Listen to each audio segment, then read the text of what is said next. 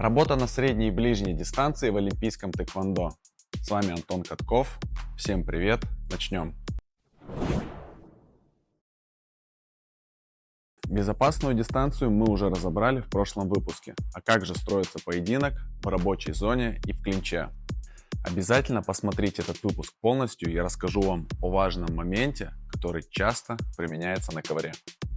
Разумеется, спортсмены, которые любят работать на средней и ближней дистанциях, начинают поединок или отдельную спарринговую ситуацию на безопасной длинной дистанции. В противном случае, если стоять на расстоянии удара, соперник как минимум расстреляет вас ближней ногой издалека.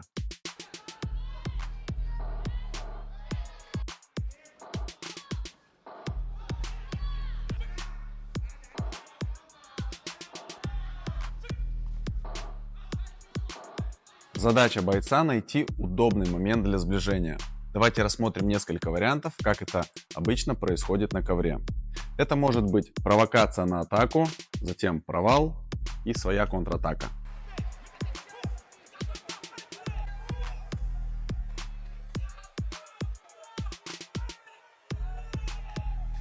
Или блокируем атаку соперника руками с последующей контратакой.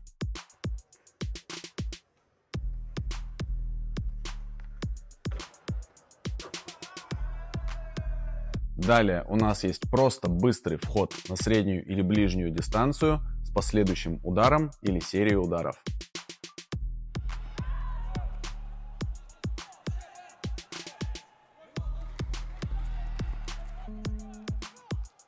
Ну и, конечно, заход на среднюю и ближнюю дистанцию через сбивы и подбивы.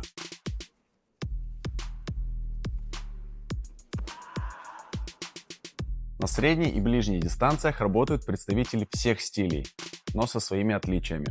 Главная задача темповика – постоянно сокращать дистанцию, нанося серию ударов в рабочей зоне, переходя в работу в клинче, пока ситуация не развалится, пока рефери не остановит поединок, или пока соперник не упадет или не выйдет за пределы ковра.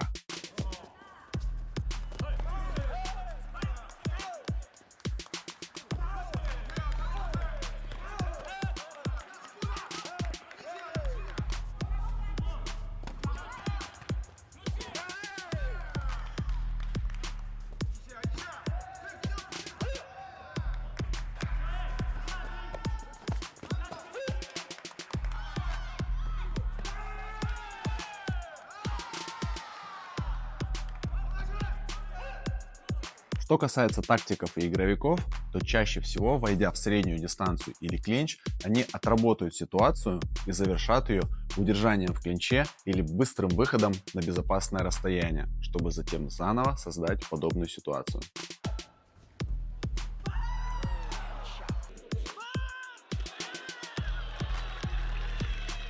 Фехтовщики, то есть бойцы, которые работают преимущественно ближней ногой, будут стараться бить издалека, а при попытке оппонента сблизиться, будут встречать его на средней или ближней дистанциях.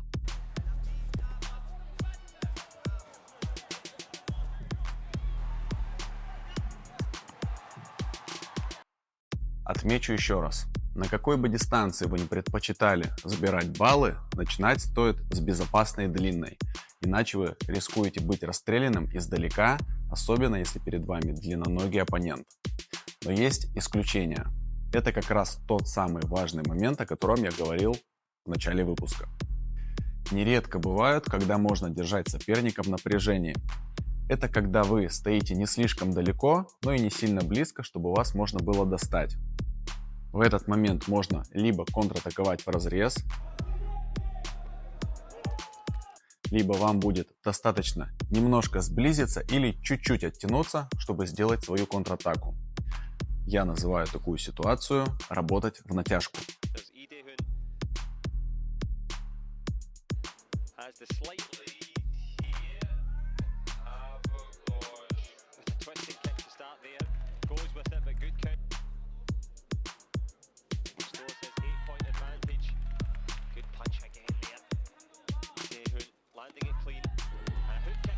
В чем суть такой работы? Вы держите внимание соперника в напряжении за счет дистанции в натяжку. ему сложнее подготовить атаку. Следовательно, он вынужден реагировать на ваши провокации. Или вовсе оппонент пятится назад, чтобы чувствовать себя комфортно.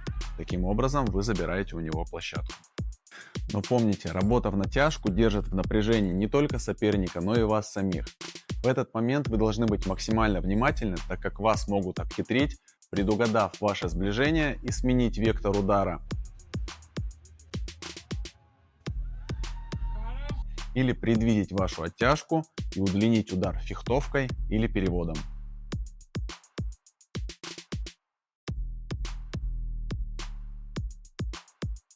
Поэтому такая работа носит динамичный характер. Напряжение, ослабление ситуации. Постоянно держать соперника в напряжении, следовательно, и свое внимание рискованно, так как на дистанции в натяжку можно проморгать удар и самому. Пишите в комментариях свои вопросы, с удовольствием отвечу. А пока на этом все. До встречи.